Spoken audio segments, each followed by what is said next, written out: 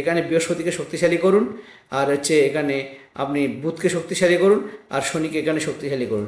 নিশ্চিত শনিচন্দ্র বীজদোষ হলে আপনি শনিকে এখানে, যদি আপনার যোগকারক গ্রহ হয়ে থাকে, শনিকে এখানে আপনি শক্তি দিতে পারেন।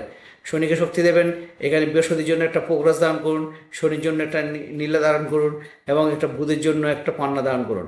দেখবেন আপনার, আর আধ্যাত্মিকভাবে থাকুন, এবং ওম নমঃ শিবায় বলে পাঠ করুন, হনুমান চালিসা পাঠ করুন, শনিবারটা দিন নিরামিষ খান, এবং শিবের মাথায় জল ডালুন। এই ধরনের করলে এই যে বিভিন্ন রোগ থেকে মুক্তি দেবে, মানসিক দুশ্চিন্তা থেকে মুক্তি দেবে।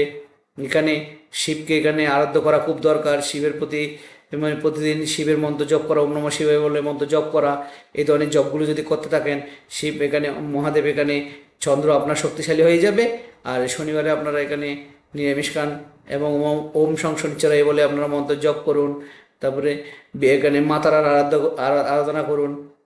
এইভাবে এটা যদি করতে